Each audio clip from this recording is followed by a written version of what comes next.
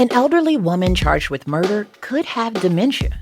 The New York City Council agrees with a judge's decision to block Mayor Adams from allowing ICE on Rikers Island.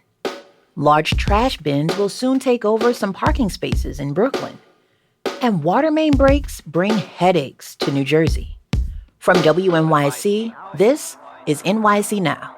I'm Janae Pierre. We're learning more about the 95-year-old woman who allegedly murdered her roommate at a Brooklyn nursing home using the leg of a wheelchair. Prosecutors say Galina Smirnova fatally attacked 89-year-old Holocaust survivor Nina Kravtsov in their room at the Seagate Rehabilitation and Nursing Center in Coney Island.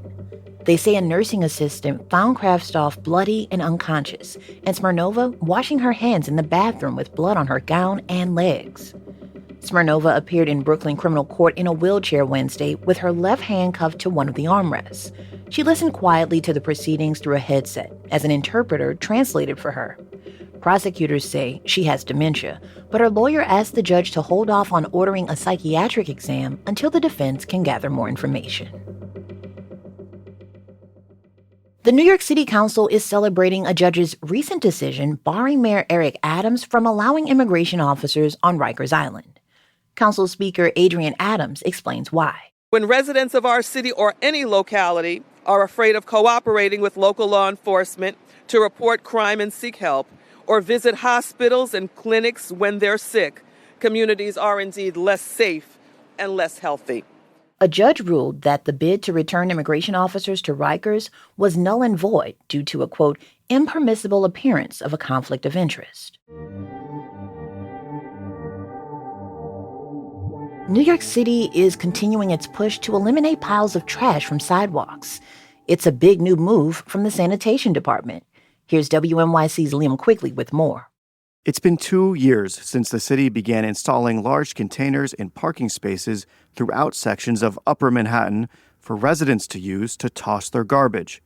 The sanitation department is calling them Empire bins, and now they're planning to bring them to Brooklyn. Acting Sanitation Commissioner Javier Lohan says schools in Fort Greene will get the bins this fall. Next year, they'll be put on streets in front of residential buildings in the area. Every building with more than 30 units will receive at least one Empire bin for their trash. And every building with 10 to 30 units will have a choice. They can have one of these Empire bins, or they can use smaller wheelie bins for their trash.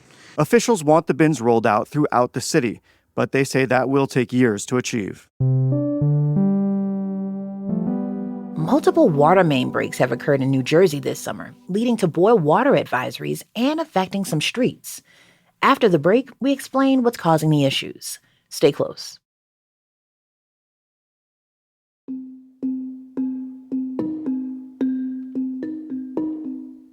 Last month, Passaic County had at least 3 water main breaks.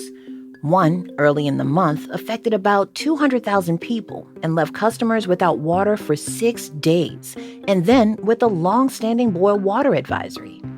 And then just this week in Hoboken, customers suffered through their 3rd water main break in 2 weeks, triggering a boil water advisory for part of Hudson County and leaving local officials spearheading water distribution efforts. But the looming question here is, why does this keep happening?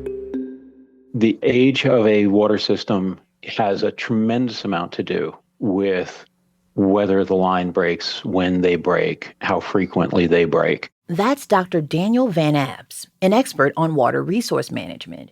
He adds that New Jersey is an old state with lots of old infrastructure. And unfortunately, with old systems, old pipelines, these are fragile in many ways. And so when one breaks, that tends to cause problems in the area. So you will get clusters of breaks, and that's fairly common in the systems. The oldest systems are in New Jersey's urban areas.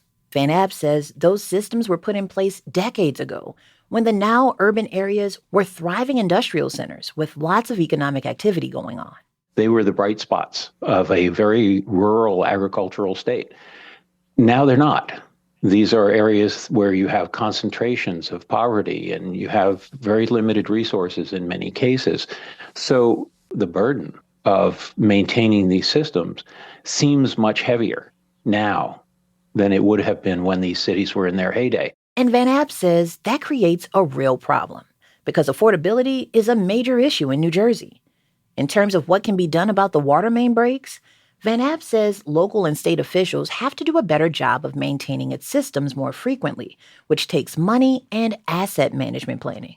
It's something that takes every month, every year, forever. Because as you're cleaning up and fixing some things, other things are getting older. So it's a constant process, and we have not been as successful as we really need to be in terms of maintaining and keeping up on our systems. New Jersey has relied on funding from the federal government and the state's revolving fund to repair or replace pipes. Plus, there's the state's infrastructure bank, known as the New Jersey Water Bank. It's a partnership with the state's Department of Environmental Protection. And they've been putting a ton of money out into the communities, loan forgiveness and low-interest loans, but it's still not been enough. And eventually somebody has to pay it all back. Much of the burden winds up going to customers. That's inevitable. The latest boil water advisory in Hoboken was lifted early Wednesday after a water main break affected parts of the city. But Van Abt says the advisories should always be taken seriously because of possible impurities in the water. Bacteria is the number one health concern of drinking water supplies. There are all sorts of other things that we talk about, PFAS and so on, but the number one thing is bacterial contamination because that's the thing that can make you sick that day. So the boil water order is to kill the bacteria. That's its sole purpose. Dr. Daniel Van Abs is a former professor at Rikers University and an expert on water resource management. Back in New York City, environmental regulators say an asphalt recycling center in Greenpoint, Brooklyn will have to pay over $100,000 in fines and redesign their facility to reduce toxic fumes. The site is called Green Asphalt, and some neighborhood residents say it emits a smell of burning tires that causes migraines and difficulty breathing.